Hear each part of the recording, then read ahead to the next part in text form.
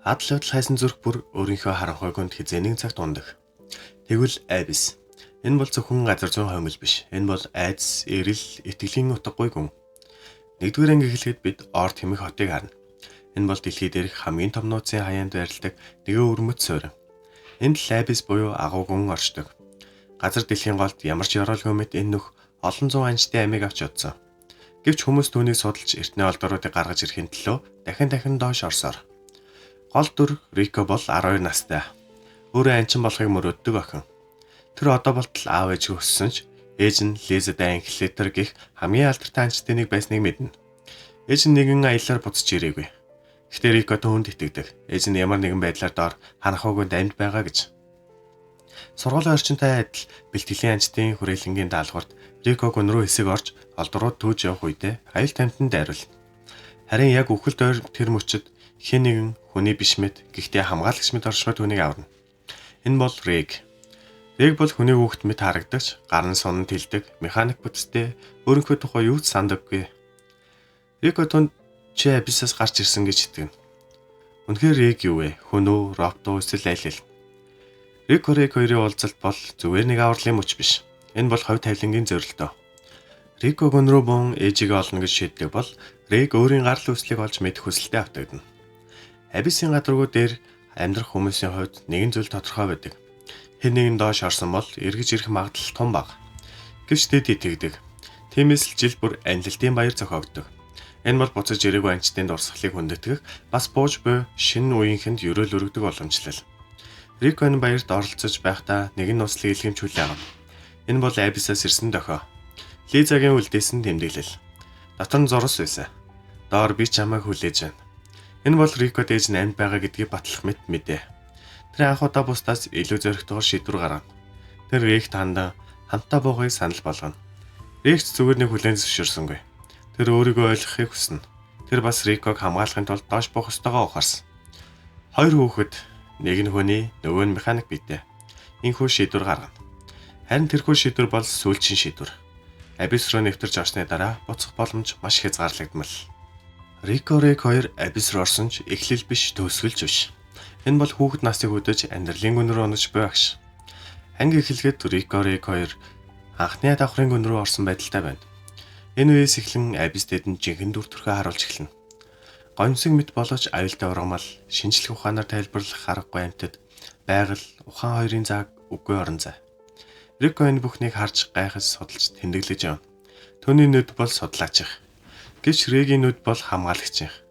Тэр эргэн тойрны бүхнийг аюул гэж харж эхэлтэн. Энэ ангид Абисын анхны хараал мэдрэгддэг.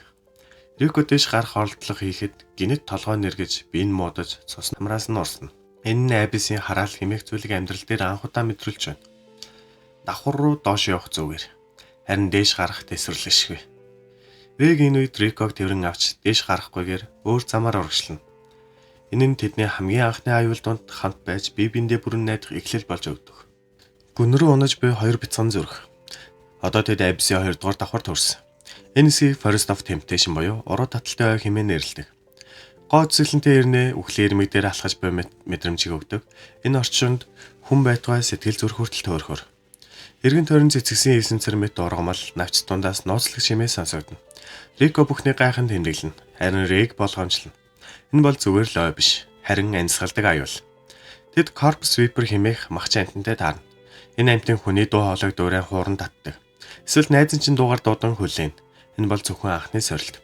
Рико түнд ойртож Рэг түүнийг аврахын тулд анх удаа бүрэн хүчээ ашиглах гэж оролдоно. Түүний хамгаалах зүүн одоо улам тод болж байна. Рико гайхалтай судлаач байж мэднэ. Гэтэ тэр бас аюулд хамгийн их хүртэх хүн. Гүн рүү уруудаж явахдаа тэд хуучин майхан хаягдсан тоног төхөөрөмж тэмдэглэлтэд таарна. Энд Лизагийн оршин байсан улмөр мэдрэгдэнэ. Рико итгэлтэй болно. Ээж нь яг энэ газараар өнгөрсөн. Одоо тэрнийг араас нь дагах л үлдлээ. Гэтэ хараал тэднийг орхихгүй. Дээш эргэх нэгхэн хөдөлгөөнч толгой эргүүлж ухаан баларт болно. Рэг Риког зүгээр л тэвэрч байхад сэтгэл дотроо би хангалтгүй байна гэж бодож эхэлнэ. Энэ бол анх удаа өөрийгөө буруутгасан мөч. Тэр хамгаалагч гэвч бас хүүхэд айж байгаа. Гэтэ зүгтахгүй, харин ч улам нэгт холбогдно. Гүн рүү улам доош буух тусам аюул илүү ухаалаг, илүү ичгүүргүй, илүү хүн шиг болно. Энэ хэсэгт Рэг хоёр анд үлдэх гэдэг үгийн жинтэй анх удаа нүр тулна. Одоо тэд Inverted Forest буюу уруу ой руу орсон. Модод дээш биш доош ургасан мэт. Тэнгэр нь газартаагаа солигдсон мэт мэдрэмж төрнө. Байгалийн бүх логик энд нугарсан. Энэ орон зайд зүгээр алхах шийдэл биш. Тэд аюултай амьтдын довтлогоонд орж анхны үнэн тулгаралт болно. Бүх зүйл ингийн харагдагч дотор нийцтэй алдаа хийвэл хинч чамайг олж чадахгүй гэдэг мэдрэмж дагалдана. Риконы үед Регийг анх удаа эстс автсан сул дорой байгааг харна. Тэд бие биенээ аврах биш, бие биенээ дэмжих хэрэгтэй болсныг ойлгоно. Хамгийн чухал нь тэд энэ үеэр Озон хэмээх нууцлаг сүрвчтэй эмэгтэйд анх удаа уулзна. Озон ээж их нь хуучны хамтрагч. Түүний харц, түүний үг, түүний ааш бүгд нэг зүйлийг хэлж байгаа юм шиг. Та хоёр бэлэн биш байна. Озон яагаад ийм хатуу ханддаг вэ? Үнэхээр тусалж байна уу? Эсвэл замаас нь холдуулах гэж байна уу? Үл мэдэгдэнэ. Гэвч нэг л зүйл тодорхой. Дараагийн хэсэгт энэ бүхэн илүү хурц, илүү аюултай бол шуурна. Озон хүчрхэг хөөтмөд харагдахын нэмэгтэй Рикогийн ээж Лизагийн хуучны анд. Гэхдээ тэрний харц, үг, хандлага бүгд сэтгэл зүлгүүр шиг. Та хоёр өхөн тэр чи өгсөн. Итгэл биш, бэлтгэл амьд үлдээн. Озон үнийг хатуухан хэлдэгч тэрний дотор бас нэгэн үнэн нууж яваа. Тэр Риког аварч байсан. Баг багт нь ээжээс нь авч гарсан, амьдруулсан хүн. Гэвч одоо тэр эд ч буцахгүй. Чи ч бас магадгүй. Озон Рико Рэг хоёрыг 10 өдрийн турш гадаа харгас нөхцөлд амьд үлдэхийг шаардна. Энэ бол амьдралын сорилт. Энэ бол үнэхээр амьд үлдэхийг хүсэж байгаа эсхийг шалгах цорын ганц арга. Хоёр хүүхэд туйлдаж, шархтаж, Регийн сэтгэл санаагаа анхаж эхэлнэ. Тэр өөрийгөө машин гэдэгт итгэхийг хүсэхгүй. Харин Рико түнд чи надад л хэрэгтэй хүн гэж хэлнэ. Энэ үед Рег анх удаа өөрийгөө үнэлэх итгэлтэй болж эхэлнэ. Тэр зөвхөн хамгаалагч биш, хамтрагч нөхөр. Хэн нэгэнд үн цэнтэй гэдэг мэдрэмж түүнийг хөдлөгдөг. Озон эцэст нь тэднийг хүлээн зөвшөөрнө. Хатуу өгний цаана нуугдсан сэтгэлийн тэд ойлгож эхэлнэ. Рико танда хэрвээ чи доошо буух бол цаашаа үргэлжлүүлэх хэрэгтэй. Буцах хэрэг байхгүй. Энэ бол ээжийнх нь хэлж чадаагүй Озны амнаас гарсан сүүлчийн захиас шиг үг.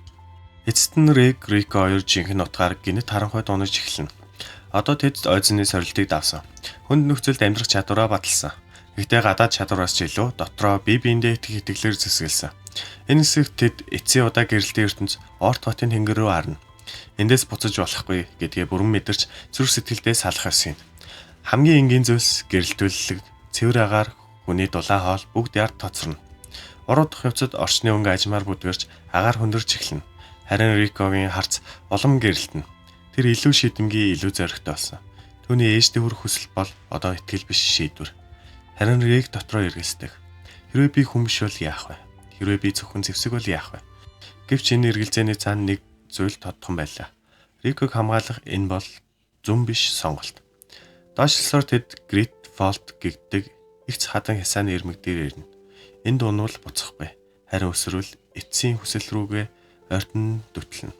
Рик түүний гарыг чангатгаж тэд хамтдаа өсрөнө. Тэд өсрөж их зороодан тэс өөр ертөнцөд төлдөөс. Энэ нарны гэрэл бараг шүргэлгүй. Салхи хүртэл амьсгалах мэт намгүм. Рико хоёр одоо Абисын жинхэнэ харгас үл танигт хоорон зайд оржээ. Байгаль нь гоёмсог биш сүрдмээр, навцны өрхөд хорц, хөрсөн амьсгал богдвол.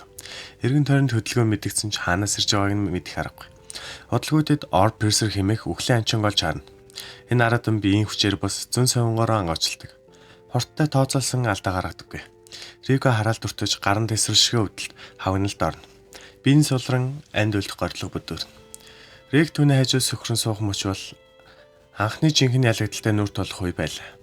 Ямар ч зэвсэг, ямар ч хүч түүнийг аварч чадахгүй юм шиг санагдана. Тэр анх удаа нулимсаас оруулна. Тэр мөчөд нэгэн нууцлыг оршиход иргэдэн гарч ирнэ. Нанаач. Хүний дүртэй ч биш, аратан ч биш, гуниг ухаарлал хоёроор бүтээгдсэн нэг. Нанаач Рэгд энгийн боловч амин чухал үг хэлнэ. Хэрвээ чи түүнийг авармаар байвал надад итг. Энэ бол зөвлөгөө биш, авралын зам. Нанаачийн нүдэнд анд үлдэхин айдас биш, хамтдаа орших итгэл гэрэлтэж байлаа. Нанаачийг дагсаар Рик хоёр нэгэн хуучин бараа оромжинд орно. Энд өнөр уур амьсгал дуу чимээ хүртэл гонгийн төлөв болсон мэт. Рико хүнд бэрцэн, түүний гар хараалд ордож, аннаас нь дээсэн дөрөөн дээр. Рик юу ч хийж чадахгүй мэт санагдана. Харин Нанаачи түүнд эмчилгээний арга зааж өгнө. Түүнийг амьд үлдэхийн тулд Рик өөрийн айцтай сул дорой талтай шууд нүр тулах болно. Энэ үед Рик Нанаачийн харцнаас асуухгүй ч мэдэрнэ. Тэр их зүйл тулжээ. Ингээд Нанаачийн өөрийн гой нэгтүүх хил гарна. Нанаачи нэгэн цагт өөрөө хүүхэд байсан. Абисин гүнд амьдарч эрдэмтэн Бондрод баригдсан. Бондрууд сайхан үг хэлдэгч жинхэнэ харгас шинжлэх ухааны нэр дор хүмүүсийг туршдаг. Наначи болон түүний хамгийн дотны найз Мити хоёр дээр харгас туршилт хийгдсэн.